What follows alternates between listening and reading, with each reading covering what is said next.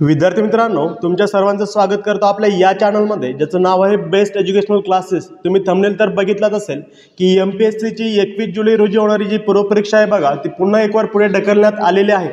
मग नेमकं त्यासाठी कारण काय ते आपण या व्हिडिओमध्ये पाहणार आहोत। बघा, अनेक विद्यार्थी 21 जुलैच्या आतुरतेने वाट पाहत होते। अगदी 2 दिवसापूर्वीच हॉल तिकीट देखील आलेलं होतं, पण अशातच आता एमपीएससीने नवीन आदेश जारी केलेला आहे आणि त्यामध्ये सांगण्यात आलंय की एमपीएससीची जी होणारी पूर्वपरीक्षा आहे बघा, जी 21 जुलै 2024 रोजी होणार होती, ती आता 25 ऑगस्ट म्हणजे तब्बल 6वा महिना पुढे ढकलण्यात आलेली आहे।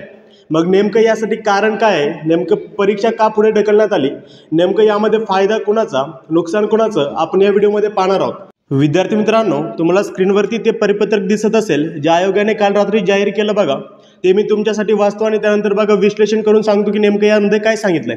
बघा, जे ठराविक मुद्दे आहेत तेच मी वाचणार आहे आणि जर तुम्हाला हे पत्रक पाहिजे असेल तर बघा तुम्ही आयोगाच्या वेबसाईटवरती जाऊन ते तुम्ही डाउनलोड करू शकता। बघा, या ठिकाणी सांगितले महाराष्ट्र नागरी सेवा राजपत्रित संयुक्त पूर्वपरीक्षा 2024 करिता दिनांक 8 मे 2024च्या शुद्ध पत्रकानुसार एकूण 524 रिक्त पदांचा समावेश जाहिरातीमध्ये करण्यात आला असून अराखीव अथवा आर्थिकदृष्ट्या दुर्बल घटकातून अर्ज सादर केलेल्या उमेदवारांना सामाजिक व शैक्षणिकदृष्ट्या मागास वर्गातील आरक्षणाचा लाभ घ्यावायचा असल्यास त्याबाबतचा विकल्प सादर करण्याची संधी देण्यात आली आहे। बघा विद्यार्थी मित्रांनो, एक चांगली गोष्ट आयोगाने केलेली आहे। ज्या विद्यार्थ्यांचं बघा आरक्षण भेटलेलं आहे EWS मधून किंवा SEBC मधून, त्यांना बघा आरक्षणमध्ये त्यांचं नाव येण्याची पुन्हा एक वार आयोगाने त्यांना संधी दिलेली आहे। म्हणजे तुम्हाला यासाठी करायचं काय, बघा तुमच्या माय अकाउंटवरती जायचं आहे बघा एमपीएससीच्या वेबसाईटवर। त्यानंतर तुमच्या माय अकाउंटवरती गेल्यानंतर बघा त्या ठिकाणी तुम्हाला एक लिंक दिसेल, त्यामध्ये तुम्हाला बघा क्लिक करायचं आहे आणि जे प्रश्न आयोग विचारणार आहे तुम्हाला त्याचे उत्तर द्यायचे। म्हणजे जरी मूळ अर्ज ज्यावेळेस तुम्ही केला असेल 2-3 महिन्यापूर्वी आणि त्यावेळेस जर तुमचं आरक्षण राहिलं असेल EWS किंवा SEBC, तर बघा ते पुन्हा एक वार ते नोंदणी करण्याची आयोगाने तुम्हाला संधी दिलेली आहे। म्हणजे एका दृष्टिकोनातून हे चांगलं झालेलं आहे। पण जर दुसरा दृष्टिकोन पाहिला तर बघा अनेक विद्यार्थी 21 जुलैची वाट बघत होते। मग त्यांचं काय, तर लक्षात ठेवा बघा विद्यार्थी मित्रांनो, खचून जायचं नाही। 21 जुलैला होणारी परीक्षा जरी 25 ऑगस्टला गेलेली असली तरी बघा तुमच्या प्लॅनमध्ये चेंज करू नका, कारण की तुम्हाला तब्बल 6वा महिना 1 ते 6वा महिना बघा वाढून भेटलेला आहे। म्हणजे तुमची जी तयारी 21 जुलैपर्यंत होणार होती बघा, ती तुमची अधिक मजबूत होण्याची तुम्हाला चान्सेस एमपीएससीने दिलेले आहे। म्हणजे दोन्ही दृष्टिकोनातून जर पाहिलं तर बघा नुकसानमध्ये कोणीच नाही। म्हणजे ज्या विद्यार्थ्यांना आरक्षणाचा फायदा झाला नव्हता त्यांना देखील आयोगाने त्यासाठी मदत केली आणि तुम्हाला देखील बघा जर विचार केला तर तुम्हाला देखील 1 ते 6वा महिन्याची संधी वाढवून दिली। म्हणजे तुमचा देखील चांगल्या प्रकारे अभ्यास होईल। बघा खाली जर तुम्ही व्यवस्थित वाचलं तर या ठिकाणी बघा 4 नंबरचा जो पॉईंट तुम्हाला दिसतो तर सांगितलंय, वरील वस्तुस्थिती व शासन अभिप्राय विचारात घेता दिनांक 21 जुलै 2024 रोजी घेण्यात आलेली महाराष्ट्र राज्यपत्रित नागरी सेवा संयुक्त पूर्वपरीक्षा 2024 पुढे ढकलण्यात येत असून सदर परीक्षा रविवार दिनांक 25 ऑगस्ट 2024 रोजी घेण्यात येईल, याची सर्व संबंधित उमेदवारांनी नोंद घ्यावी। बघा 21 तारखेला जी परीक्षा होणार होती ते आता 25 ऑगस्ट रोजी गेलेली आहे।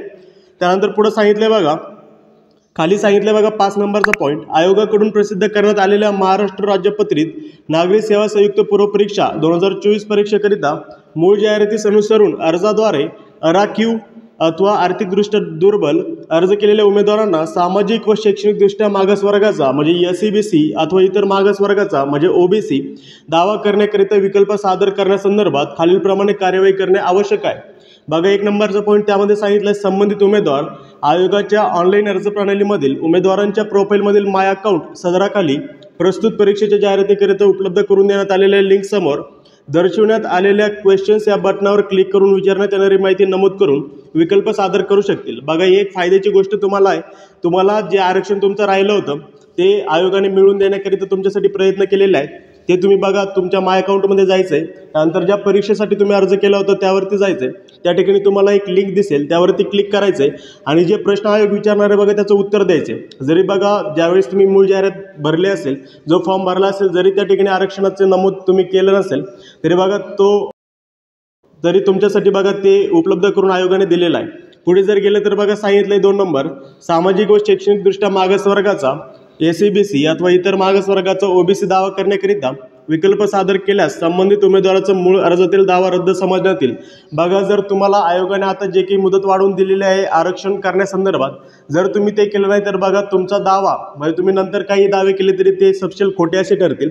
त्यामुळे आयोगाने जर आता तुम्हाला चान्स उपलब्ध करून दिलाय तर आत्ताच तुम्ही त्या वेबसाईटवरती जाऊन जे तुमचे आरक्षण आहे बघा ते नमूद करू शकता।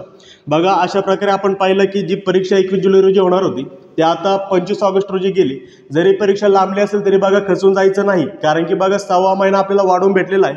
त्यामध्ये आपण वेगळी स्ट्रॅटेजी निर्माण करू शकतो आणि आपण बघा परीक्षा पास करण्याची वेगळी प्लॅनिंग देखील तयार करू शकतो. दोन्ही जर दृष्टिकोनातून पाहिलं तर बघा ज्या विद्यार्थ्यांना जे मागासवर्गीय होते बघा त्यांना देखील या परिपत्रकाने आनंद प्राप्त करून दिला आहे. आणि बघा जे विद्यार्थी आता काही चिड होणं स्वाभाविकच आहे, पण तरी देखील बघा तुम्ही विचार केला तर आपल्या फायद्याची जी गोष्ट आहे की आपल्याला टाईम वाढून भेटलेला आहे, तेवढे आपले रिव्हिजन जास्त होऊ शकते.